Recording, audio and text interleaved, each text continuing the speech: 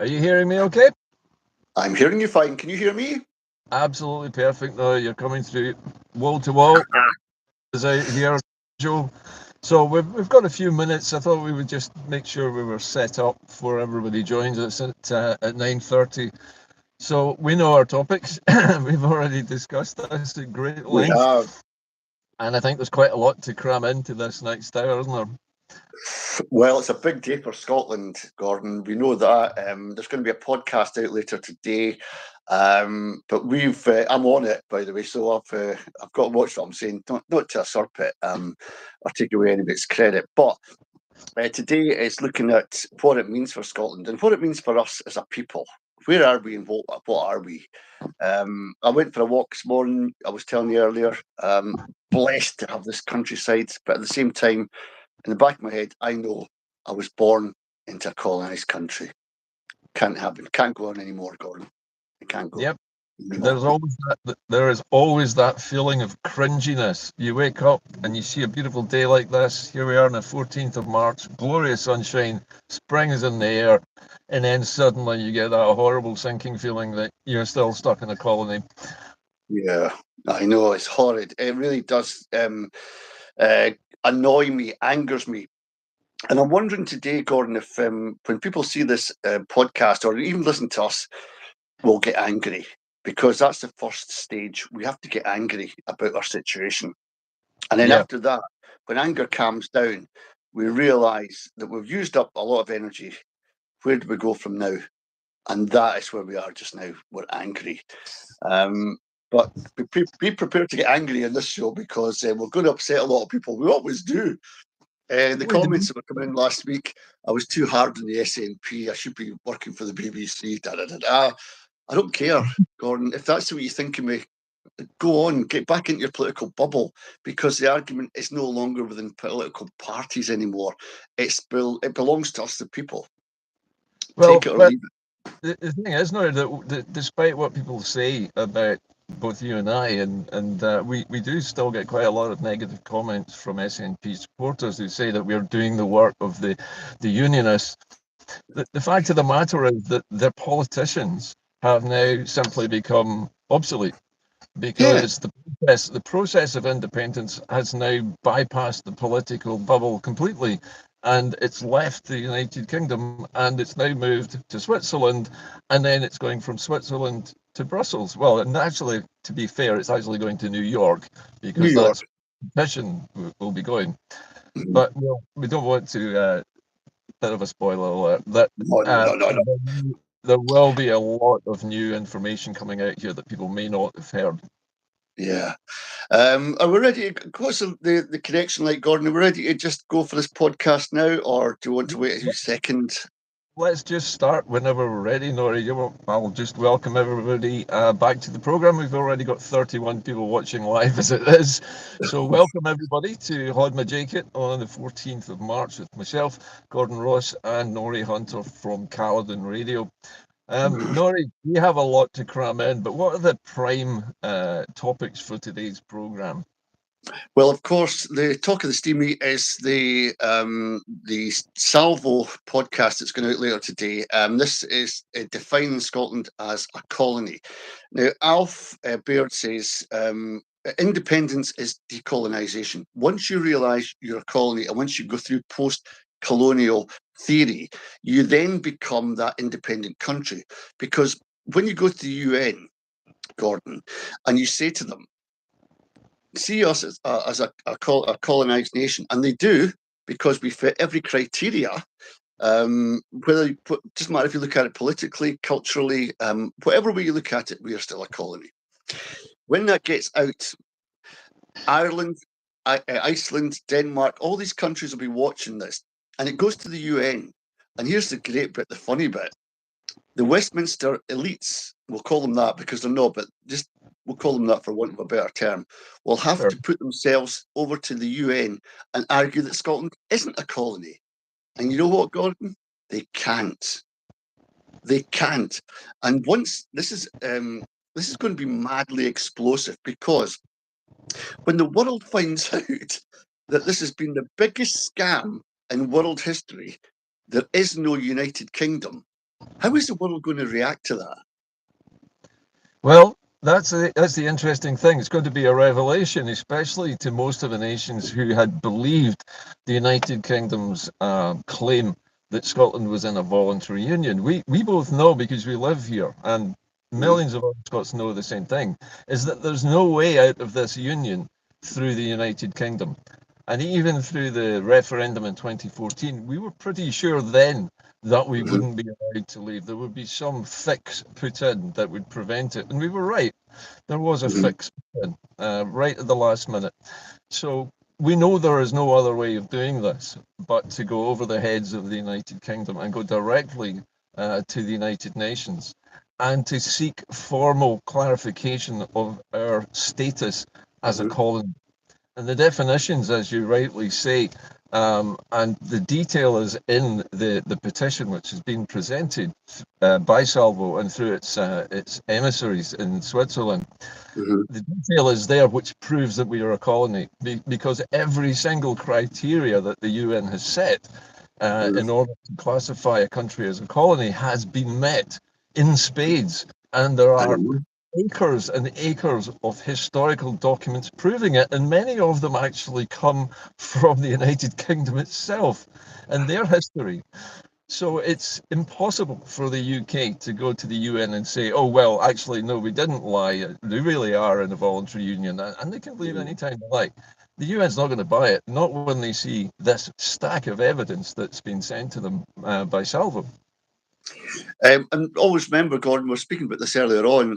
Salvo are speaking up for the people of Scotland, but they've only got 17,000 members, and it wouldn't it be great if we could get 100,000, 150,000 joining Salvo. Salvo.scot, they've got a website, just go there and put your name down and put your name to this. Yeah, there have been some problems. The reasons, I know you and I have discussed this many times, the reasons why the membership has been so slow in uptake and why we've got 17,000 and not 100,000 is that Salvo initially set up an organisation called Liberation Scotland, which was meant to be the civilian organisation which people would join for free and which Yeah, would yeah. formally then campaign. The problem was that the United Kingdom's online spooks had spoofed the sign up site, and they had created 300 dead copies of it, which meant that, out of, say, uh, hundreds or thousands of people trying to apply, most Mhm. of them diverted to dead sites and they couldn't sign up. So we need a new sign up technique so that we can boost that. But as you rightly say, Salvo is not an organisation which claims any kind of political power. It's simply representing the interests of everybody in Scotland and making sure that we get our right to self-determination reinstated by the UN instantly. The thing I like about Salvo is they refer back to the claim of right, Gordon, where every one of us is a sovereign Scot. It goes right back in history and tells us none of us is less than a prince or a king or a bishop or anyone like that. We are all equal. And I love that about Salvo, because I think if one of the things that makes me Scottish and proud to be Scottish is this sense of community I always feel in Scotland. And the claim of rights, we're all Jock Tamson's bairns. You name it in any way you want. It means it's an inclusive place to stay. And we have got to ask people today what makes them Scottish. What makes you want to get out of your comfort zone right now, watching a podcast and doing something about it? Even if Well, even if that, sorry, Gordon, even if that means just talking to your neighbour, going to the Salvo website, doing something positive today to show that you want Scotland to be moving forward.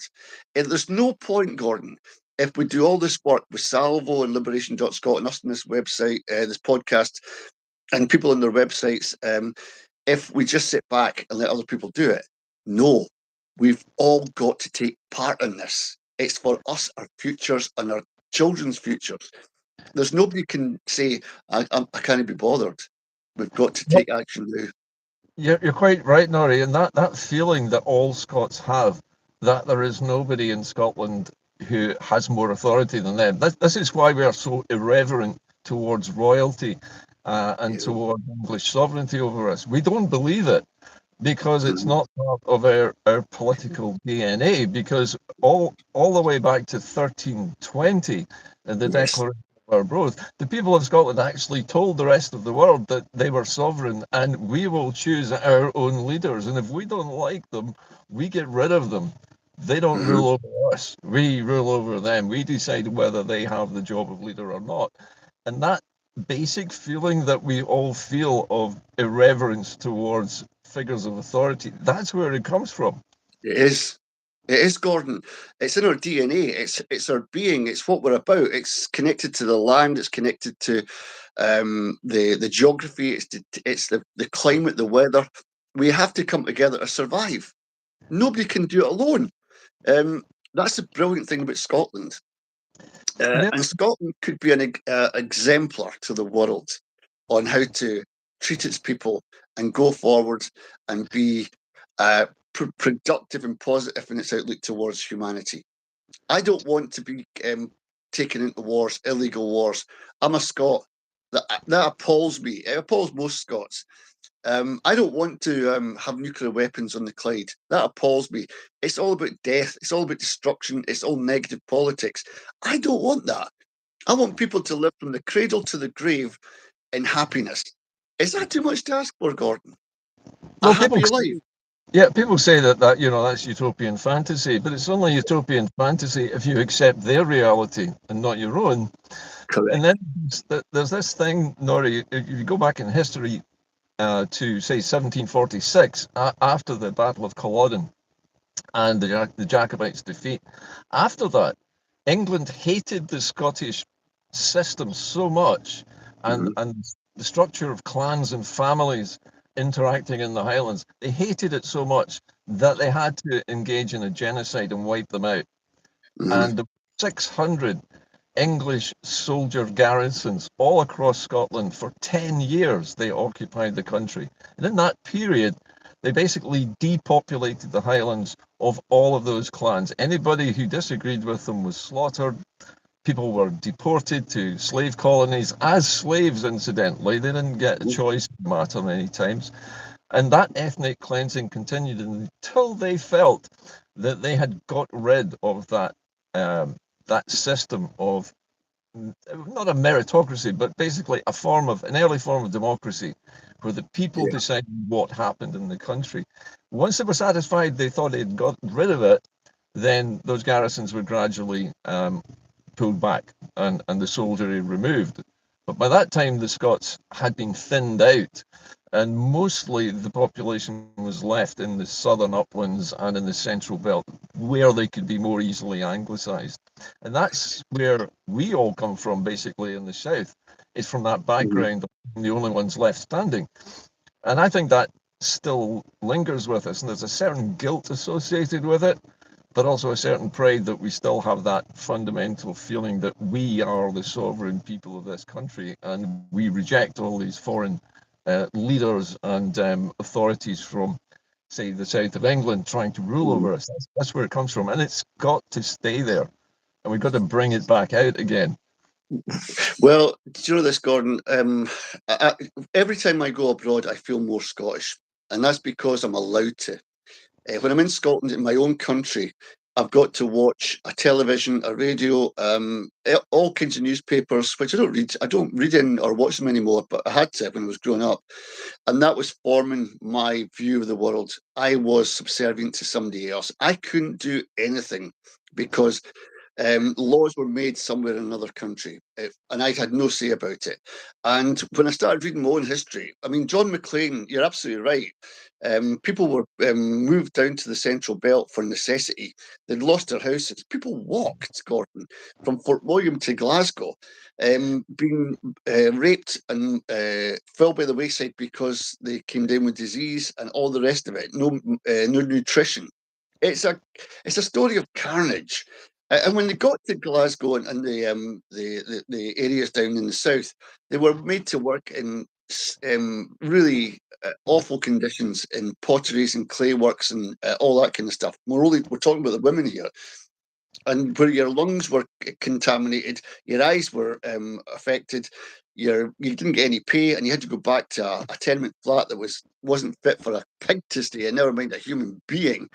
This is what the conditions were. Now, when you've got people in those kind of conditions, they become subservient. They become tired, and they become like slaves, and they become pathetically under control. And what you do, if you see a wee bit of a ripple, a start, you divide them. You make them fight amongst themselves. And what they did was they put Celtic and Rangers and Catholics against Protestants, even men against women.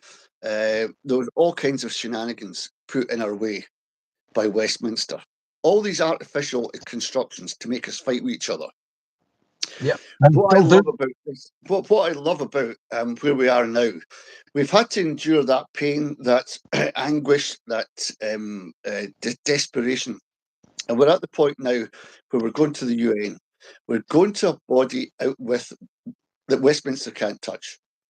Yeah. And I am laughing my head off, because this is going to be the most amazing experience for me in my lifetime if I stay alive for the next 5 years or so. We're going to get our independence. I am absolutely convinced of that, Gordon, because all the things that have happened in the past, we've learnt from.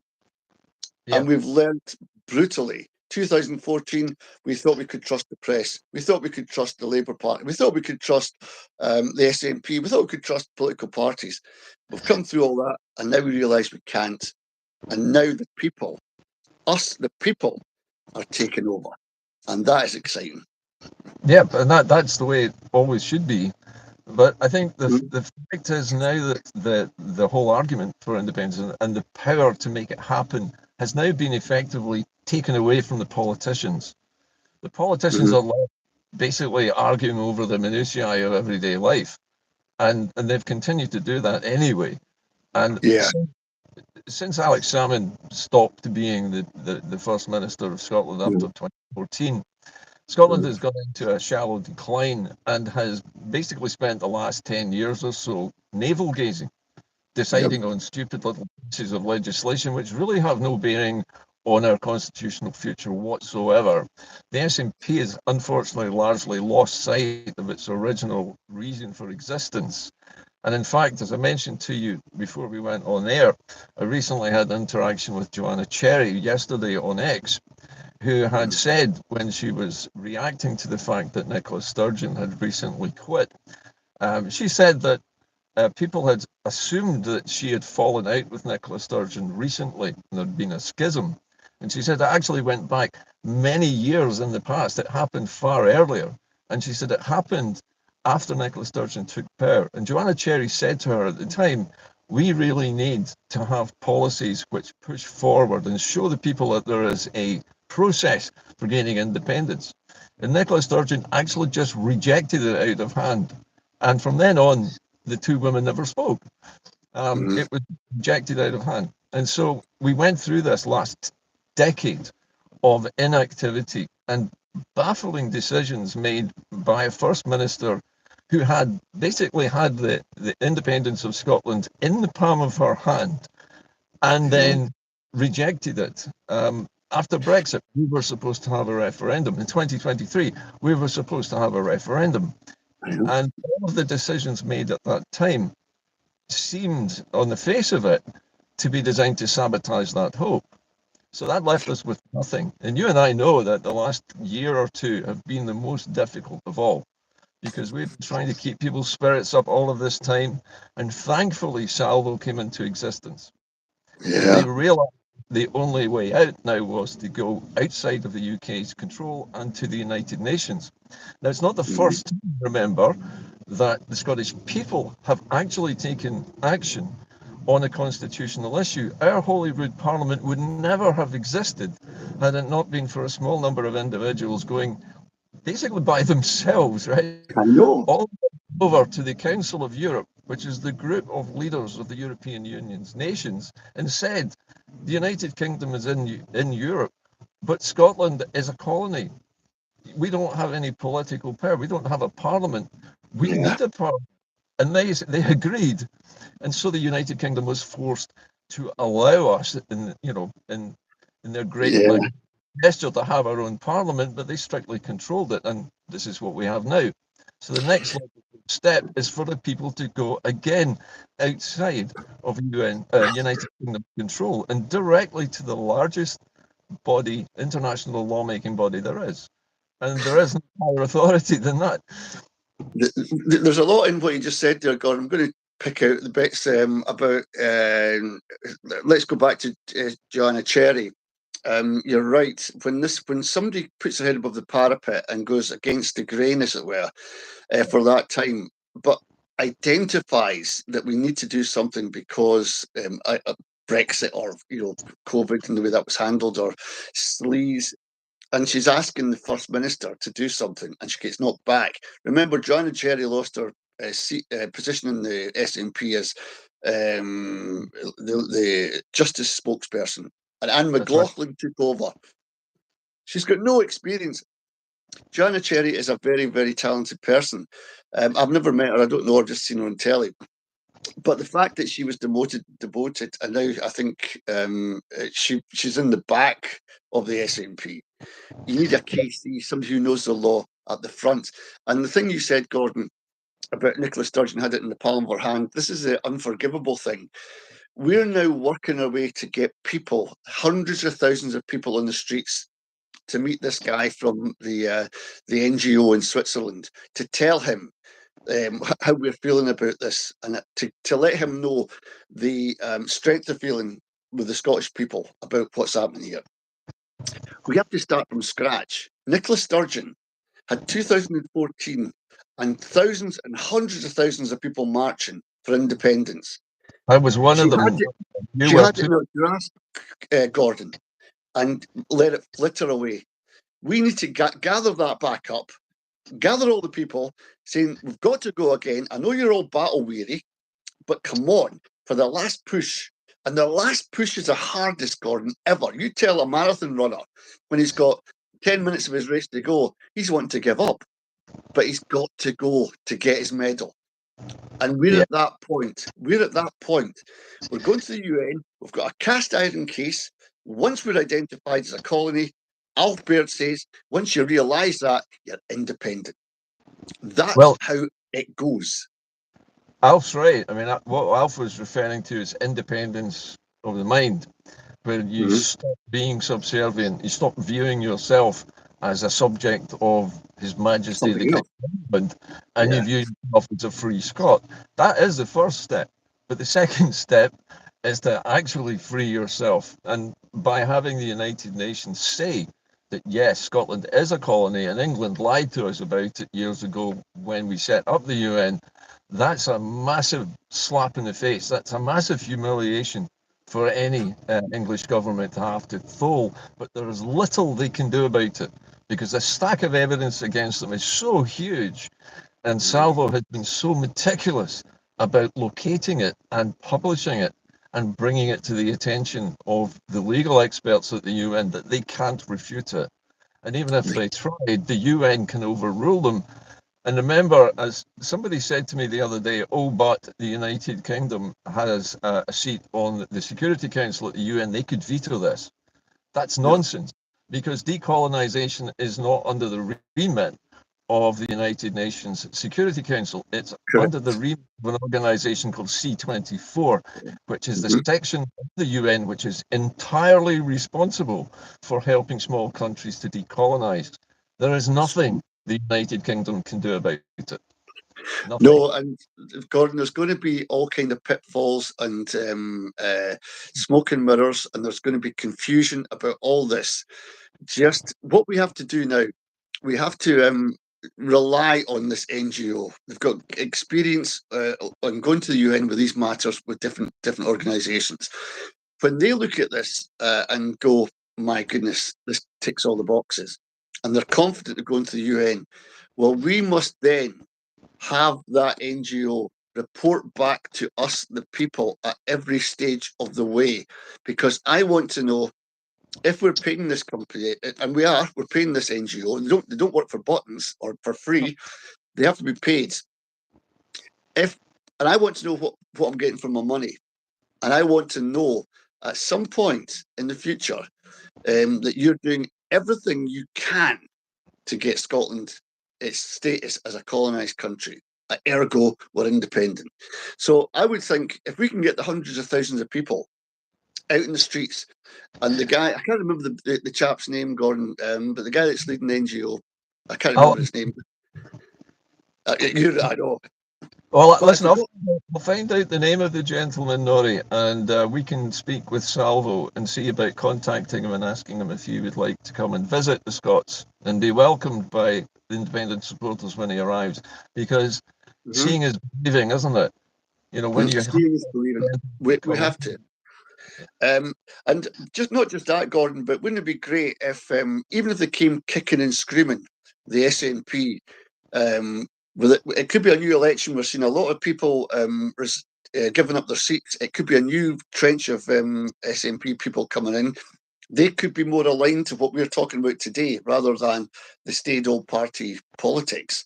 And if we can get them to come along these marches and understand the direction of travel the people are going, I think the parties will have to follow. They will have to. Yeah, do you know something, Nori? My earlier comment about Joanna Cherry, when she made this comment that she'd had this falling out with Nicola years ago, when she said we must have a process for getting independence and was rejected, it struck me that Joanna Cherry, as King's Counsel, she's one of the most highly trained legal minds in Scotland. I know. She knows very well what the legal situation is. And I actually said to her in response to her comment, I said, well, if you believe that we should have a process for independence, why do you not decide to publicly endorse the position of Salvo and its efforts at the UN? Because I said, if you do that, if you endorse that procedure, which is actually already happening anyway, I know. you are on the side of right and the side of justice, and people will follow you. And if she remained in the party, for example, let's say Joanna Cherry remained in the SNP, and if she became leader with that attitude, she would attract the right kind of people into the Scottish Parliament to get this done. I'm telling you. But Gordon, when you're already, people at Joanna Cherry are getting hammered on X, hammered on social media because there's a spat between them, her and Nicola Sturgeon. People are taking sides. It's the Celtic Rangers. It's the Catholic Protestant thing again. What we have to do is clear all that crap away and look at Joanna Cherry as a person. We've all got baggage. We've all said things, and we've all met people we don't like, and we've all got different ideas.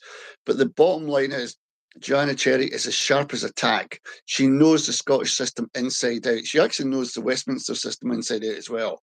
She's got form. She's got good form, and she's a very good communicator. Wouldn't it be good if NGO over in Switzerland was now talking to Joanna Cherry, a KC?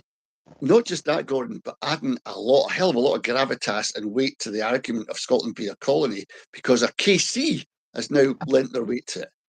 Exactly, my Nori. Yeah, if you have a top legal mind running the SNP who knows international law, and Cherry does know that adds a great deal of weight, as you say. And remember that Nicola Sturgeon, although she was a solicitor initially, she was a divorce lawyer, and she wasn't terribly successful at it. It wasn't. According to the accounts I've read, she didn't take advice early in her career, and because of that, she didn't do too well. And she seemed to have brought that attitude into politics with her, unfortunately. And if you read Grouspeter's latest column, he goes into great detail about that. The reasons why Nicola Sturgeon's premiership was so unsuccessful when it came to the constitutional question. Cherry's a different animal altogether. And to my mind, if I were going to back a horse in the leadership race in the SNP, which of course I can't because I'm not a member, but if I were, I'd back Cherry, because I think she is not just a safe pair of hands.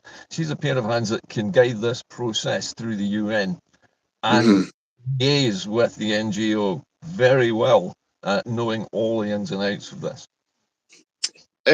On top of that, Gordon, you've got a politician who's got very good communication skills and has got contacts all over the world because of being in Westminster.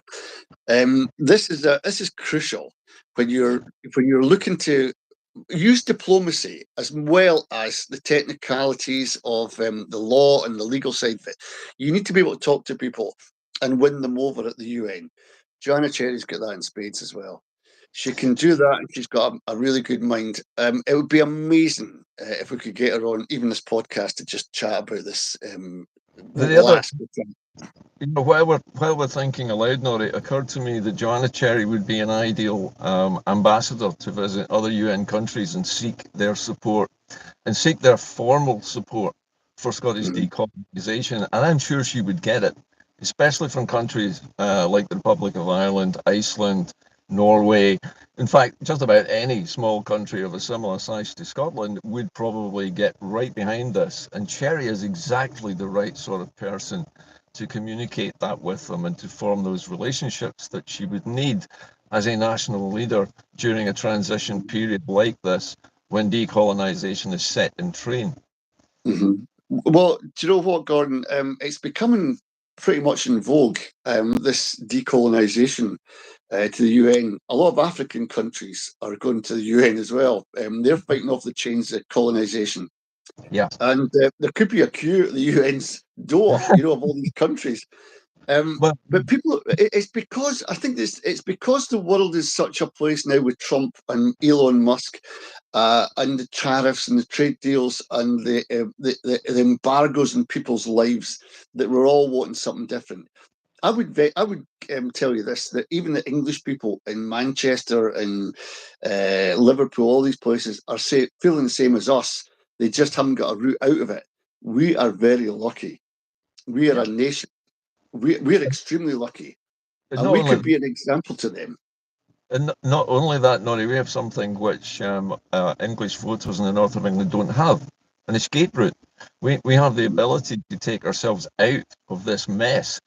Now, this morning, the Office for National Statistics confirmed that the United Kingdom's economy contracted by 1%. It shrank by 0.1%. And this is because manufacturing in the UK has slumped. Now, manufacturing in Scotland used to be the thing that really generated our income. We're very good at it, except that all of our manufacturing industries have been destroyed or relocated to England by successive Tory and Labour governments. And that's still continuing. That could stop. But not only that, but what you were mentioning about Donald Trump and the Trump administration is taking a protectionist route where they're pulling up the drawbridge, stopping trade with everybody else. Now, that leaves only the United Kingdom as the main ally and trading partner of the United States, because they've already basically pissed off the Canadians and all the other allies they have except us, which leaves England as the 51st state. And because we're stuck with it, we're part of that. We could get out from under quite easily and start doing trade with the European Union immediately. All we have to do is follow Switzerland's model, actually, of having more or less direct democracy where people can make decisions, but also critically where we can trade with the European Union without being a full member. We can have what we used to call a common market, where we can trade, we can travel, our students can study abroad, we can holiday abroad, and there are no taxes and no barriers. That could all happen, but it can't happen when we're chained to the United Kingdom and a really, really bizarre United States. No, you talk about the economy going down a percentage, Gordon. It's lower than a snake's belly right now, the economy, and to go down another percent is just bizarre. How can you get that low? And you're right to identify Scotland as a nation of thinkers and inventors. We make things. We're good at this. We've got a tradition of it, and we're being denied the fact that we can make cars in Scotland. Develop new methods of energy. We've got brains in our universities. We've got brains within our people, and we've got universities and institutions that are forward thinking. We need to get everything pointing towards where Scotland wants to go after we get this this verdict from the United Nations. But if we don't, Gordon, we've just seen yesterday Keir Starmer mentioning quite glibly that he's going to get rid of the NHS England. This is not, He and has. he's playing semantics here, Gordon. There's two things, and we all say, well, it's not the NHS in England, it's NHS England. It's a company that runs all the things. But he's making a play that it gets into your head that the NHS England is up, right? It's gone. He's abolishing it. He hasn't. He's appeasing the people just now. But 6 months, a year, mark my words, the NHS England will have gone. And it'll be done slowly but surely. Already, West Streeting is taking money from healthcare financiers. He's got thousands of pounds in his back pocket from them. Do you think they're getting that's for the good of their health? No, what we're going to see in England is you're going to start paying for your hospital food. You're going to start paying to get quicker treatment. You're going to have an insurance policy for all those things, like your dog and your cat. You're going to have that for yourself, and you'll be in, security of mind that you will be seen. Because yesterday he was talking about there being better nurses, but more doctors and nurses. He's already said that they're going to fast track doctors in England. Never mind the 6-year degree. Get them in 2 so they can get them into the front line. Yeah, and then, well, the thing is that the NHS in England relies for 30% of its doctors or nurses on immigration. They can't get students in England, or England and Wales, I guess, to fill these posts. They can't get enough people educated fast enough to do it. But it's needed because the NHS in England has been so starved of funds by so many different governments over the years that it's in such a poor state now. It's very difficult to rebuild it. The Scottish NHS, we know, is configured a different way now, isn't it?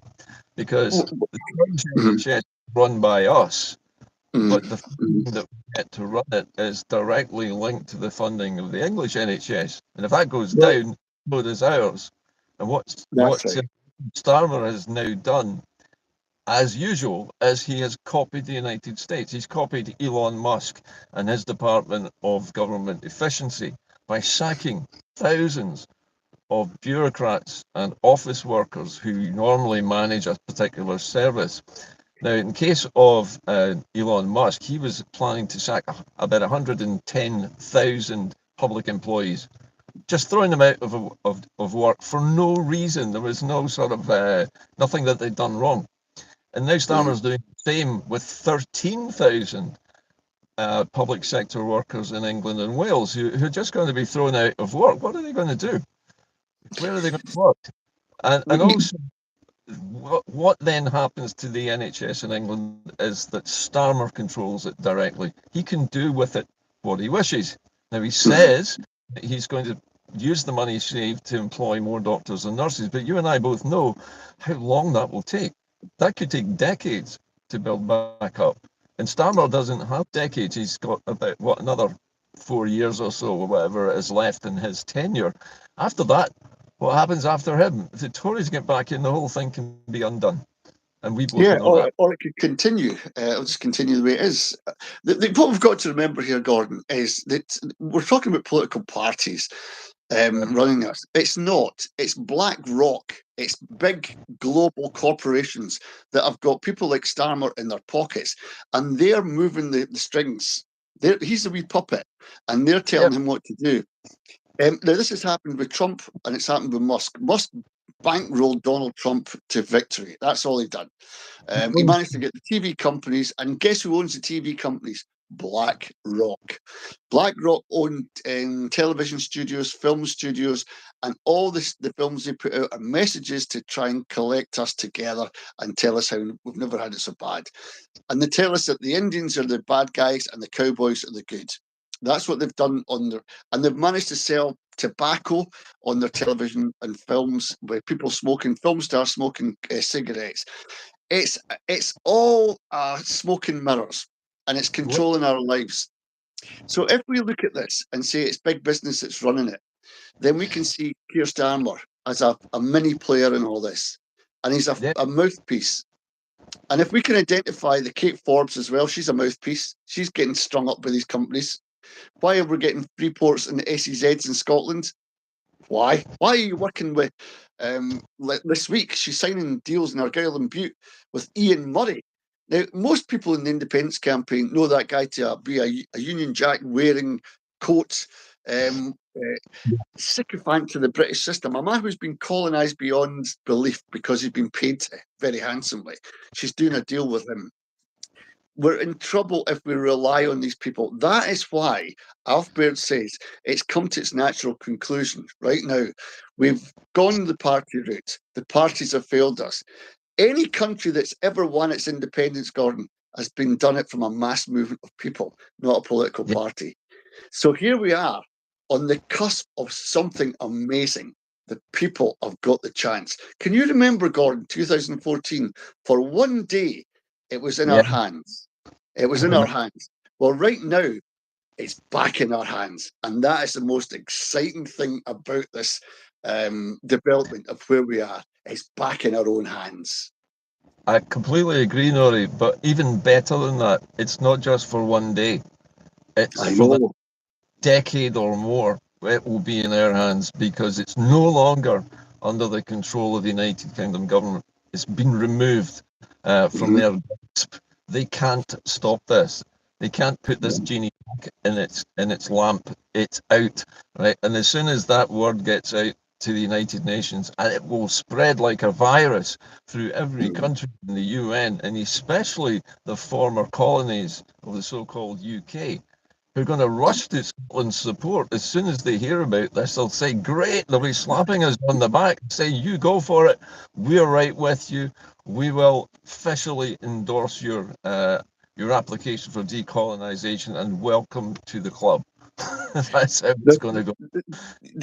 I know it's exciting, Gordon, but there is another thing that Scotland's got in its favour, and it's in our back pocket, and it's called soft politics. It's when we go on a mass group to Eurofinals in Germany, for example, and we're seen as good guys. We're seen as people who don't want trouble. Even when our team gets beat 5-1, there's no Scotland, no party. We're fun guys and we want to have a good time. We don't want to have enemies when we go abroad. We don't want that. And here's the thing. When we went to Germany, Germany was going through a very, very tough time with a far-right government and a far-right agenda, a pro-Israel agenda. And then you get the Scots going over, saying, oh, away you go, behave yourself. This is football. Relax. This is what humanity's about. My goodness, ordinary Germans loved that.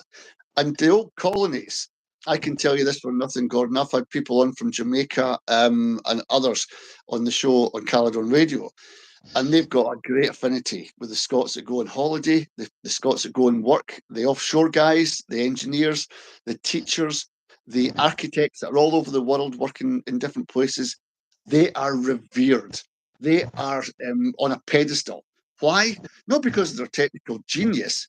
It's because of their soft approach to life and their human touch to people. Scotland's soft politics will come into play, and we will be allowed to breathe again, Gordon, in this campaign, this UN campaign. I agree with you completely. I like to call what you're describing the Star Trek effect, because if you remember the old Star Trek, right? Were there any English crew members on the Enterprise? No. That's a good one. But the chief engineer was a Scot, and his name was as well, interestingly. Now that shows you at the time, this is way back in the 60s, how the United States viewed the Scots. Even then, there were no English crew members in Starship Enterprise. There was Chinese, there was Russians, there was Americans, no English. And in fact, in many cases, if you look in the media, particularly in movies, most of the bad guys are played by English actors. I wonder why that might be. Something in the making of the American filmmakers, maybe. But here's the thing, Gordon, isn't it? This kind of juxtaposition of Scotland. We're seen by the world as good guys, but we're seen by our neighbours as drunks, alkies, tight-fisted, all the negative connotations. And this has gone on, and even if this is subtle.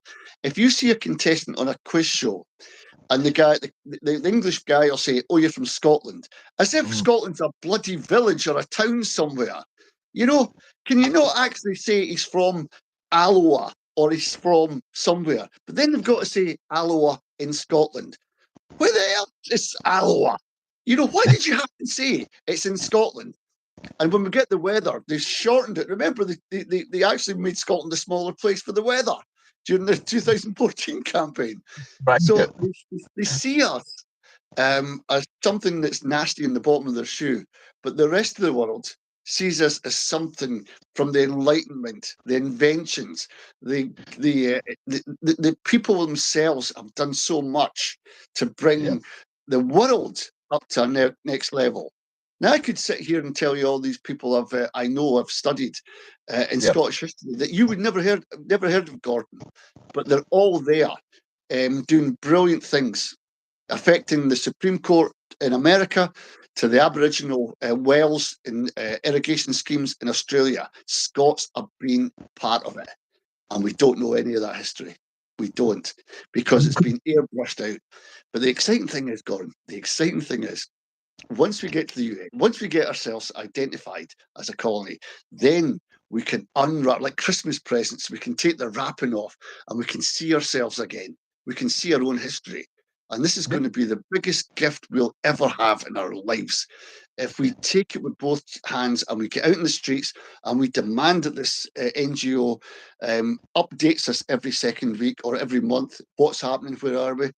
And we get fueled by the euphoria that will undoubtedly follow this. This is going to be a magic time for Scotland and Scots. And we must ride this crestable wave. We must. You and I both know, Nori, that Scottish, particularly SNP MPs, have been saying for years now, we need to recapture the spirit of 2014. This is going to be an order of magnitude more than that. It's 10 times better than that. And simply because we'll be not campaigning against England inside the United Kingdom, we'll be campaigning for this across the globe with all of these other smaller former colonies supporting us and with the UN behind us and the United Kingdom sitting there going, sorry, we made a bit of a mistake. We really meant to say Scotland is actually a colony, but we forgot. Sorry about it. See, that's Gordon, that's it, and you've encapsulated it there. I was saying that the world sees us differently from what Britain is portraying us. And I think when the weight of the world sees Scotland against this tiny bit called England, we'll know we've got much more friends out there than we ever thought we had. Isn't it the case, Gordon, that even Scots right now today, even watching this podcast, have never been to the Highlands from the Central Belt because it's too expensive? We've been priced out of our own country. We've been priced out of our own... And if we don't see our own country, we don't see our own history. We don't see our own geography. We don't see our own people. What we do is we fly over to Benidorm because the market demands that. They've got plenty of flights going across, and you can jump on one on a tube and get to the sun. And the Scots go, that's a great way of getting out of this mess here. And they go across for 2 weeks, and they meet the Irish, and they meet the English, and they buy the Sun, and they buy this. They'll try and find a Scottish paper, but you'll not get one. It'll be the Sun or the Mail or something. And that's it. You go back. You go back to Glasgow. You go back and you say, oh, I had a great holiday. No, you didn't. You spent all that time in a hotel and that airport, and you're on a plane. A lot of your time's taken up giving money to people. Whereas in Scotland, wouldn't it be great if you took a boat trip out of Oban on a sunny day like today and really marvelled at the colour of the water and the geography of the land? It's yours. It's yours. It's mine. Yeah. And we all have to have a bit of that, Gordon. We all have to. We deserve it. We deserve it. Utterly agree with you. And we know the reason why it doesn't happen that way is because in a country like Scotland, if you compare it to somewhere like, say, Finland or Norway, which has lots of mountains and fjords and travel's difficult, especially in winter, all of their internal travel, their public transport, is subsidised so people can afford to move between one place and another. In Scotland, it's not. Even the railway system, which is meant to be government run and owned and run for the benefit of the people, is vastly more expensive to travel somewhere in Scotland than it is to travel intercity to, say, Paris or London.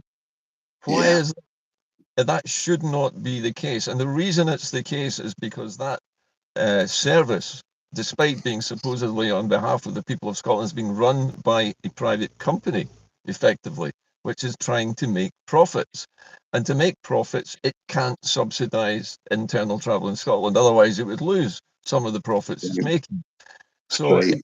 encourages Scots to leave Scotland, but not to travel within their own country and see it. And again, this is part of this general conditioning of us to think of our country as inferior, not worth visiting, not worth going there. It's too expensive anyway. We might as well fly to Benidorm. And as you say, Correct. market forces, neoliberalism is pushing us away from these things constantly. And we're That's right. forced because there isn't any other affordable choice for us. That shouldn't be the case. And if Scotland becomes independent very soon, which I think it will, the first duty of our new government is going to be to make sure that all of the essential things in Scotland, public transport, the ownership of the land, the food supply, water, Yeah. Yeah. that require heat, power, light, fuel for their vehicles, is all owned by us and not by international corporations. Correct. Can the country be fully self-reliant and actually open itself up to its own people, never mind visitors? And for people to discover, as you say, the Highlands, the beauty of the Western Isles, the Northern Isles, the east coast of Scotland. There are vast areas of the country which people never go to, which are absolutely beautiful and unspoiled. And yet Yeah. we can't get there because we can't afford to travel inside our own small country. It is Yeah. ridiculous. It's not. One thing I would insist upon, Gordon, is when we become independent, we make sure that our people have proper housing. And even if we build houses, you can build houses quite quick. You decant people from the slums and the schemes from the inner cities of Glasgow and Wishaw and Hamilton, and you get them out and you build them proper houses where we views onto the scenery with space, with a garden back in front, and you don't need a car because there'll be a tram line or a trolley bus taking you into the city centre. That's how it's not utopian. This is what happens in every country in the world, and we just have to catch up with them. It's the Scots that went to these countries, Gordon, that developed these things for German engineering. Finish. You go into any of their history books and they'll find there's a guy there from Scotland overseeing this. Why? Because Scotland at the time of the Enlightenment was a conveyor belt. Read Tom Devine in this, by the way, was a conveyor belt of talent. And Yeah. one of the reasons why Scotland was colonized wasn't because of our land, it was because of our people. They wanted to take the best brains, and it's called the brain drain, and take them down to England. And if you walk in London somewhere, you'll see a plaque on a wall, and it says John Logie Baird stayed here as he created television. It gives you the impression that this guy was an English guy, and England are it's like England's coming home with the football. The passing game of football, Gordon, was started by the Scots. Yep. And in Argentina, there's statues of Scotsmen who brought the passing game to there. In Brazil, there's a guy, Wee Willie Dixon, I think his name is, the Yep. passer. And England take all the credit for it. This is going to stop. It's all going to stop, and we're going to be embarrassed at ourselves. How did we let this happen? I hope we're suitably embarrassed by the I UN. Nori, I don't think we'll be embarrassed. I think we'll just be overjoyed that we can finally express ourselves properly and not have to feel embarrassed anymore. That's the Scottish cringe. That's going to die with independence. That's an embarrassment that we constantly have to live with because we're trapped in this union. That's going to go. We'll be Yeah. able to walk Well, tall anywhere we go. And the reason that, as you said, no, all these other people in all these other countries respect us and like the Scots. And the reason is the Scots have empathy for other people. We are not arrogant. We're not complacent. We don't feel that we are entitled to rule over other people. We're just part of the rest of the world, and we empathize with everybody, and that's why we're popular. That's not going to change when we're independent. In fact, if anything, it's just going to expand at an exponential rate. We'll have more friends and allies than you can shake a stick at. And right at the moment, we don't, because we're trapped in this stupid little enclave in the middle of the Atlantic, jammed between Europe and America. And for some bizarre reason, the English state has decided to abandon its nearest friends in favour of an orange balloon over on the other side of the Atlantic, who changes his mind faster than most of us change our socks. I know. Why? I know. You want to be chained. We don't want to be chained to this man baby who can't make a decision, who doesn't understand politics, and just Doesn't sees understand politics. something of deal. We need out of this now. We need to save our NHS. We need to expand our internal transport networks. We need to build proper houses made out of things like stone and slate that will survive in the Scottish weather system, and not these box houses that are built by the multinational corporations. They're not going to last. You know that they're not going to last in the Highlands. They're not strong enough. Well, I'll rewind a bit, Gordon, because the original point I made was we'd be embarrassed. And what I was thinking was, when we look back, when the dust is settled, when we look back at this, we're going to have a dram, and we're independent, but we're going to think, how the hell did we let Boris Johnson rule us? How the hell did we let that Labour Party, that Anas Sarwar, how did he get £80,000 off us? What were we thinking? And all these Anas Sarwars, all these people who are trying to climb the greasy pole of unionism, they will be withered on the vine. And the best thing for me, Gordon, one of the things I'm laughing at now, is your Margaret Currans in the House of Lords. What are they? What's going to happen to them? What's going to happen to Wendy Alexander and all these Scots that are in that House of Lords? Once Scotland drifts away and becomes its own country again, are they going to be held there, or are they going to be kicked out? I think it's the latter. I don't think England will want them. Do you know what I mean?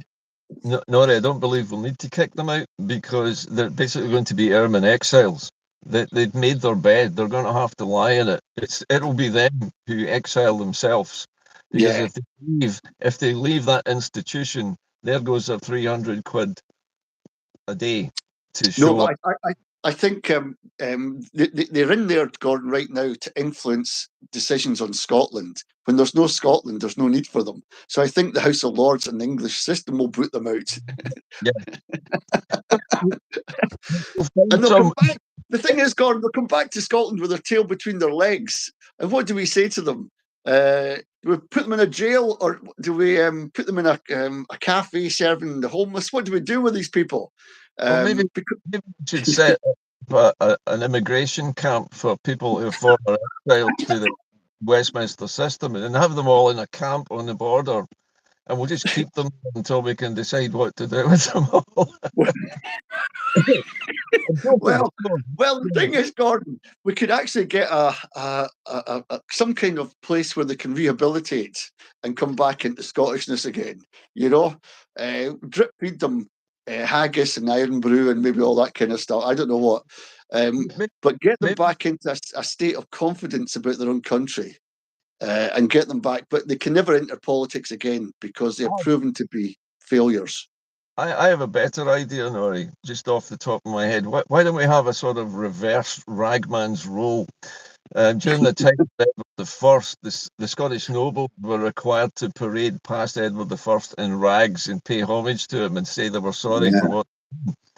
Well, why don't we just make Margaret Curran and all these other peers, as they're called, issue a public apology to the people of Scotland for their actions and seek, forgiveness from their own people before they're allowed back in. Actually have contrition, about what they did and the part they played in it. Because to have that acknowledgement would be enough to allow them back home to visit their families or to live here again if they wanted, or if they were of the Lords, because the Scottish Lords were no longer needed. I know, and there won't be a House of Lords in the Scottish system, Gordon, so they can't move there. Yeah, there's going to be incrimination, and there's going to be a lot of fallout between different Scots on both sides. I think when we get independence, that's got to be us happy. We don't need any more enemies, so we welcome back people to the fold. Some people do things, Gordon, because they see that's the only way they can get on in life. And you can't blame people for that either, you know? The system is so straitjacketed that if you get accepted into the House of Lords right now, you're going to take it because that could pay your rent, that could pay your grandkids and your kids' rent as well. Do you know what I mean? There's a lot of money to be made and to keep your family safe. I think we all understand the financial inducements offered in Westminster, and yeah, people would be foolish to turn them down, and nobody would blame somebody for accepting it if it was all it was an offer. But I think a little bit like South Africa, there could be some kind of truth and reconciliation board set up. Yeah. People are welcomed back, but there is a combination of what they did while they were, working for British parties, not necessarily to humiliate them, but just to have transparency on what really happened and the part they played in it. Yeah, and the thing about the going to the UN, when the world realises there isn't a UK and there never has been a United Kingdom, Gordon, the world's going to be embarrassed to how they were caught in with this. And there's going to be a lot of animosity towards England. And it's not going to be a good place for the political elites there anymore. And it might be a chance for the English people to say, do you know what? We need a better system. We need a better first past the post. We need a parliament that's in the middle of England. We need more democracy around England. It might be better for our neighbours, the way Scotland's heading. You never know. The other thing I think we might see after independence is people of England voting to re-establish links with Europe in some form. If that's left membership or something. But I can see it happening because England is floating adrift in the Atlantic at the moment, rudderless. It doesn't have any economic strategy long term. It's drifting and hoping for the best and hoping that things will just sort themselves out. And we know they're not going to, especially while Trump is in the White House. It's going to get worse rather than better over the next few years. Oh, no. And the thing about that, Gordon, you make a good point, because England is closer to Europe. You can get a train to France. You can get a ferry across to Holland. It's very closer for its exports and to import. And I think the English are feeling this right now, really feeling it. We're feeling it in Scotland, but the Irish have connected ferry links, sea links, right through the English Channel to Europe. There's a way of doing it. So it's in Scotland's hands. But we always talk up Scotland, and today is a historic day. There's a podcast coming out later on today, Gordon, that I hope people can watch. And Sarah Salyers, Alf Baird, and John Brown are talking to me about where we're going in the next stage of Scotland's development. And it is explosive. When you hear it coming from these academics, they're a bit. I was chuffed to be able to be the guy that asked the questions, but even I've got to catch up a bit of what we're talking about. I came from a layman's perspective. I think that's what they wanted. They didn't want some other academic going there. And I was asking basic questions about our relationship with England and how do we move this forward? What is tell people what colonisation is, Alf, and all that. So it's a kind of start from scratch, but it goes on a gradual rise of what we're doing. And I tell you, I've never been so excited in my life, Gordon. And there's Scotland winning a game of football. That's not the birth of my daughter. Yeah, that's pretty exciting. But this is something else. This involves the whole lot of us, and we can't repeat this enough. It's back in our hands. It's back in our hands again. This seems like the perfect moment to end the programme. But just before we leave our audience today, can you let them know when your podcast is going out so people know when to tune in? if you go into YouTube and you follow Indie Scott News, I think he's putting out at 12 o'clock today. I think that's the time. I'm not privy to all the information. We have got a MP3 version of it, Gordon. We'll be playing on Caledon Media. So we'll be playing that, and it's on a loop. So if you want to listen to that and a bit of music as well, some people don't want to listen to the whole thing. We'll intersperse it with a bit of music, and you can just make a cup of tea, come back to it, and listen again. If you don't get it and you think that was pretty difficult, we'll be on every week, Gordon. We'll be talking about it. We'll be updating people about what's going to happen, where we are. But always this, when you hear this podcast and you get enthused about it, don't just switch off and put it out your mind. Keep it in the back of your mind. Scotland is moving in a new direction, but you have to play your part. You are a sovereign Scot. You are with us or you're against us. And if you're with us, we are unstoppable. Remember, Gordon, it's not the how big the dog the fight is, how big the dog in the fight. It's how the fight in the dog is. And we can fight. We can fight and take this on because we've not got the chains holding us back now. And that's a beautiful thing about it. Nice metaphor to finish on, Nori. Well, listen, thanks for your company this morning, and thank you to our many viewers. I mean, we had over 80 viewers live for the first time on this broadcast. I was watching the numbers. So we're popular by the week, Nori, so that's down to both of us, I hope, in our hard work. Anyway, listen, I'll talk to you today, Nori, and I'll see you again next week at the same time at 9:30. Okay, pal. All the best. Take care, folks. Cheers, Gordon. Bye now. Bye-bye now.